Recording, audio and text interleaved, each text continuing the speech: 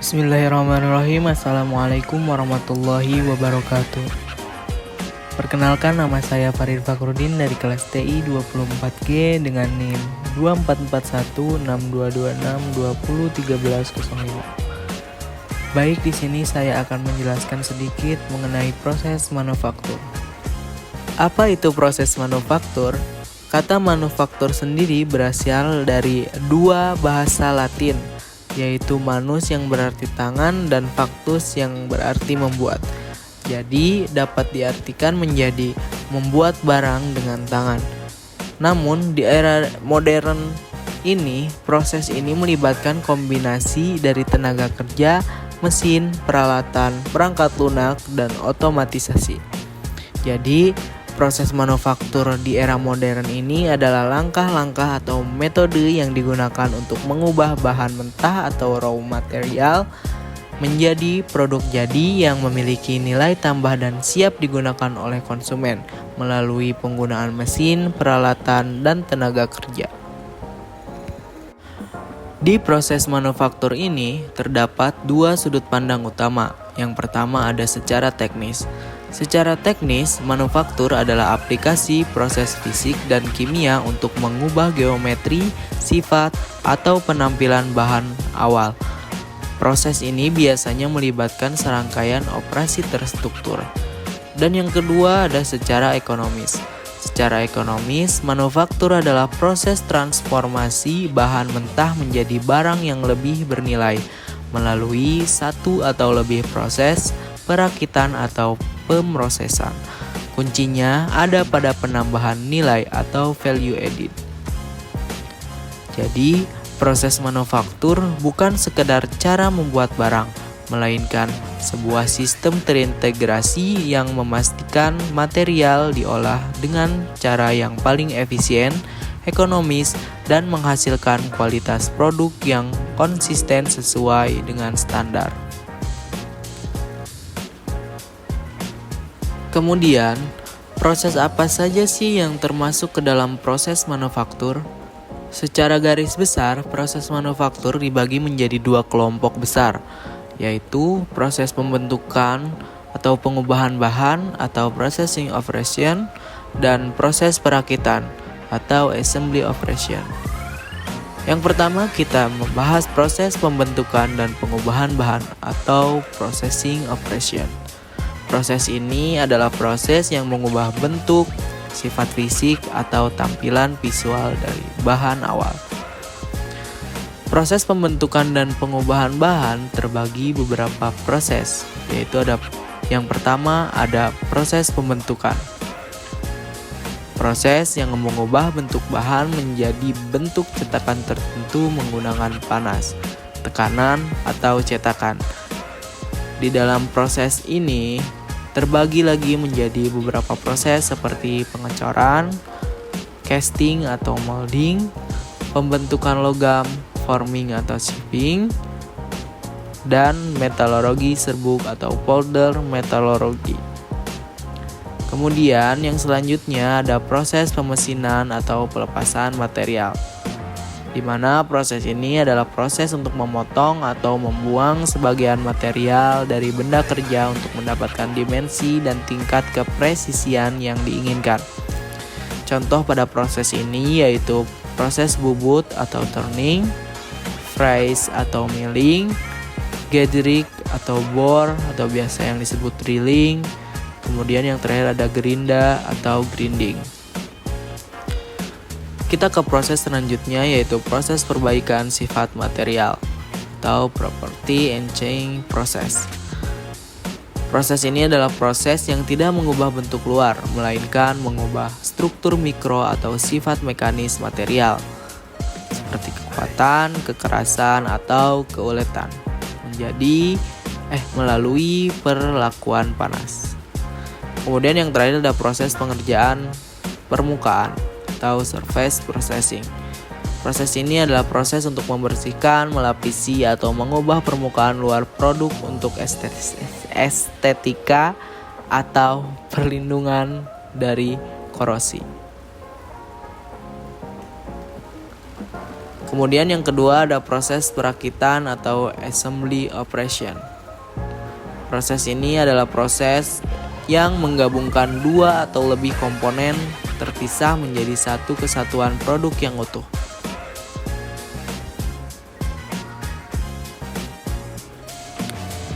Selanjutnya kita ke proses casting atau pengecoran. Secara sederhana, casting atau pengecoran adalah proses manufaktur di mana logam atau material lain dicairkan, lalu dituang ke dalam cetakan yang memiliki rongga sesuai bentuk produk yang diinginkan. Setelah material cair tersebut mendingin dan membeku, cetakan akan dibongkar atau dibuka untuk mengambil produk jadinya. Di sini saya mengambil casting sun atau sun casting. Di dunia teknik industri dan manufaktur, casting dikategorikan sebagai proses primary shaping, yaitu proses pembentukan awal untuk menghasilkan benda kerja mentah atau raw material atau produk jadi dari bahan baku tanpa bentuk seperti batangan logam. Di bawah ini ada tahapan proses sun casting. Yang pertama ada buat cetakan. Membuat cetakan ini dengan cara pola ditekan ke dalam media cetak. Paling umum adalah pasir cetak untuk membentuk rongga. Pada tahap ini juga dibuat gating system atau saluran masuk atau runner dan riser atau penambah. Setelah rongga terbentuk, pola diangkat dan cor jika ada dimasukkan ke dalamnya. Kemudian yang selanjutnya adalah mencairkan logam. Mencairkan logam ini dengan cara bahan baku logam atau biasa disebut dengan ingot atau scrap atau bisa saja sisa-sisa logam dimasukkan ke dalam tungku peleburan seperti kupola, induksi atau busur listrik hingga mencapai suhu cair optimalnya di atas titik leleh. Kemudian yang selanjutnya tuang dan tunggu. Proses ini dengan cara logam cair dipindahkan dari tungku menggunakan wadah pemindah, kemudian dituangkan secara konstan ke dalam cetakan melalui saluran masuk. Penuangan harus dilakukan dengan kecepatan yang pas agar tidak terjadi turbulensi udara di dalam cetakan. Kemudian yang terakhir, bongkar dan finishing.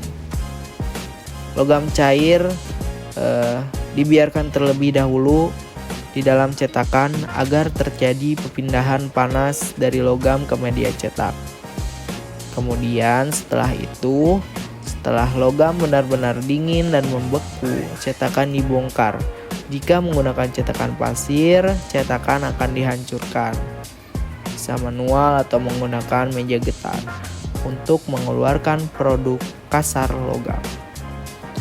Kemudian yang terakhir, finishingnya adalah dengan cara proses produk yang keluar masih menyatu dengan sisa logam. Kemudian bagian sisa ini dipotong menggunakan gergaji industri atau las potong. Permukaan produk kemudian dibersihkan dari sisa pasir yang menempel menggunakan metode shot blasting atau penyemprotan peluru baja yang kecil. Kemudian kita lanjut ke slide selanjutnya, yaitu kekurangan dan kelebihan. Kita membahas kekurangan terlebih dahulu. Yang pertama ada akurasi dimensi kurang presisi, di mana pasir dapat bergeser atau menyusut saat logam cair dituangkan. Akibatnya, toleransi dimensi hasil coran pasir kurang presisi jika dibandingkan dengan pengecoran cetakan permanen. Yang selanjutnya ada laju produksi relatif lambat. Jadi setiap kali satu siklus penuangan selesai dan logam membeku, cetakan pasir harus dihancurkan untuk mengambil produknya. Artinya kerja harus membuat cetakan pasir yang baru lagi dari awal untuk produk berikutnya. Hal ini membuatnya kurang cocok untuk produksi massal instan. Kemudian yang terakhir ada rentan terhadap cacat internal, di mana prioritas gas atau udara tertangkap, inklusi pasir atau butiran pasir rontok dan ikut membentuk di dalam logam. Serta cacat penyusutan lebih rawan terjadi jika densitas pemadatan pasir dan sistem saluran atau gating system tidak dihitung dengan cermat. Kemudian ada kelebihan. Yang pertama ada desain sangat fleksibel atau hampir tanpa batas ukuran, di mana tidak ada batas ukuran dalam sand casting. Kita bisa mencetak komponen sekecil genggaman tangan hingga komponen raksasa berbobot ratusan ton, seperti baling-baling kapal atau struktur mesin pabrik yang lainnya, yang tidak mungkin ditampung oleh mesin cetakan permanen.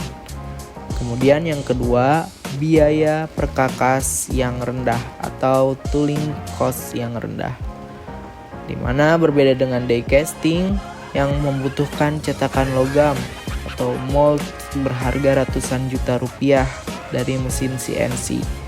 Sand casting hanya membutuhkan pola kayu atau plastik sederhana dan pasir cetak yang murah. Kemudian yang terakhir ada kemampuan membuat rongga yang rumit, di mana dengan bantuan core atau inti pasir, sand casting dapat membentuk komponen dalam yang sangat rumit, berongga atau memiliki saluran internal berkelok-kelok. Contohnya yaitu blok mesin mobil.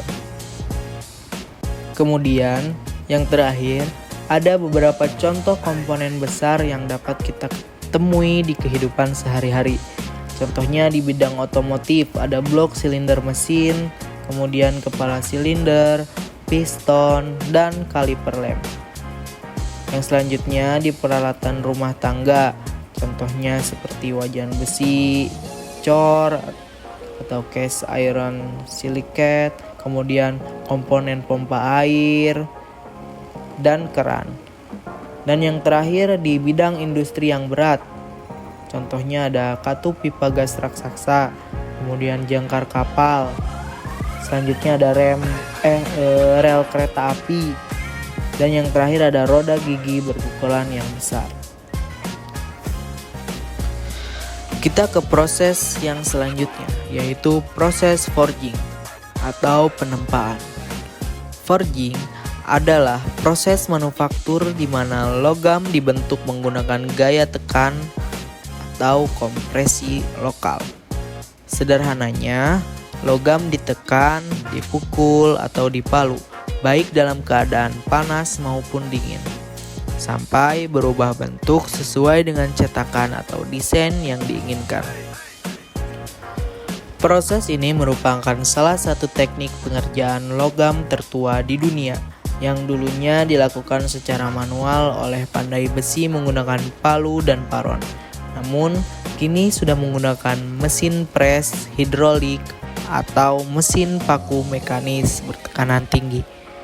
Di era modern seperti ini, proses forging tidak lagi mengandalkan tenaga otot atau insting manual.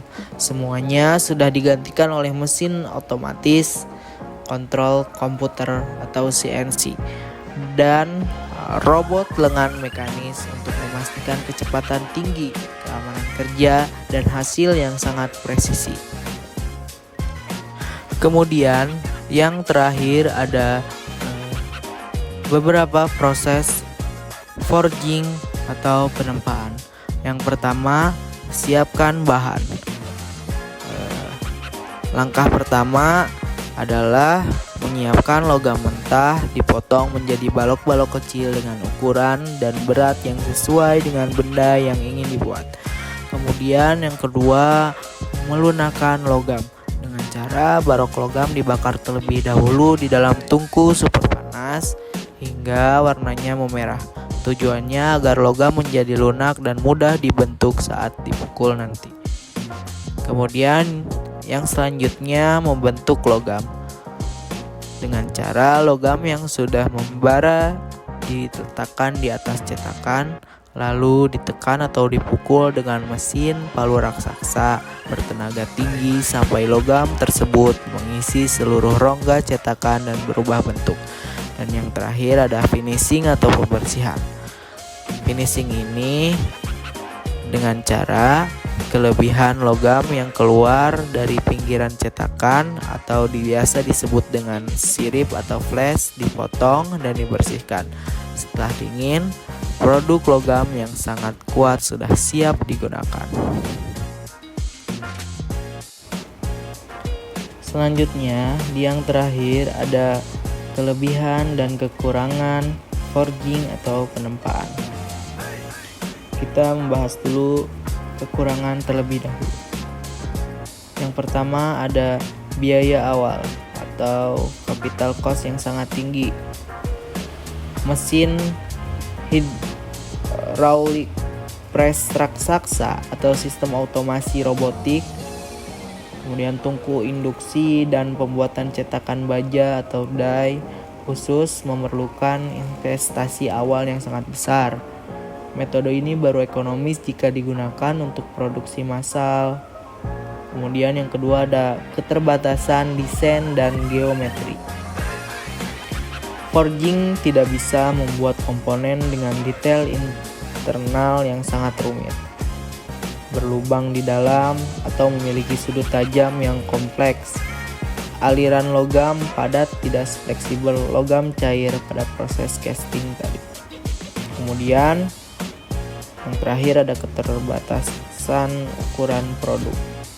Menempa komponen yang sangat besar dan masif memerlukan mesin press dengan kapasitas tonase yang sangat masif, yang secara teknis dan biaya menjadi sangat sulit untuk diwujudkan. Kemudian kita selanjutnya ke kelebihan. Yang pertama ada kekuatan mekanis luar biasa. Kekuatan mekanis luar biasa ini adalah keunggulan nomor 1 karena struktur butiran logam dipadatkan dan dipaksa mengalir mengikuti bentuk komponen.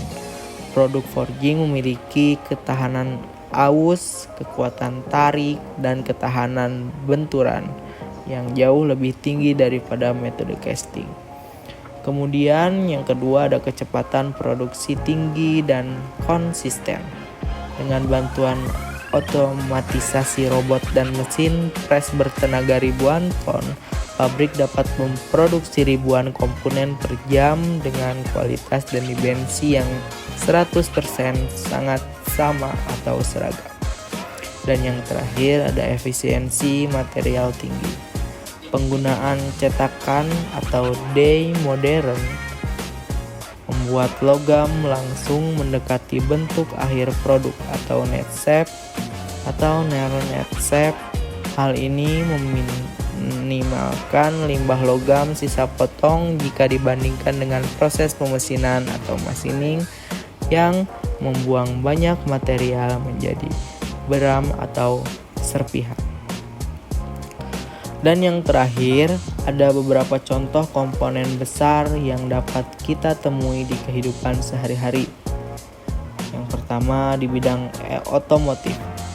Ada komponen mesin seperti crankshaft atau poros engkol dan connecting rod atau stanseher yang menekan ledakan pembakaran mesin. Kemudian yang kedua dari sektor peralatan rumah tangga seperti alat pertukangan, contohnya kepala palu, kunci pas, kemudian kunci ring, dan tang. Selanjutnya masih di sektor rumah tangga ada alat pemotong seperti pisau dapur dan kapak. Dan yang terakhir masih di sektor rumah tangga seperti komponen pipa, contohnya katup gas dan sambungan pipa. Kemudian di sektor industri berat ada alat angkat dan konstruksi, contohnya seperti pengait kren raksasa atau hook dan rantai baja penyambung beban puluhan ton. Kemudian di pertambangan dan maritim ada mata bor raksasa penggali bumi, dan poros baling-baling kapal kargo. Dan yang terakhir di infrastruktur energi, contohnya seperti rotor turbin pembangkit listrik dan flange atau piringan penyambung. Mungkin itu saja yang dapat saya sampaikan. Mohon maaf apabila terdapat kekurangan dan kesalahan kata saat menyampaikan. Saya tutup. Wassalamualaikum warahmatullahi wabarakatuh.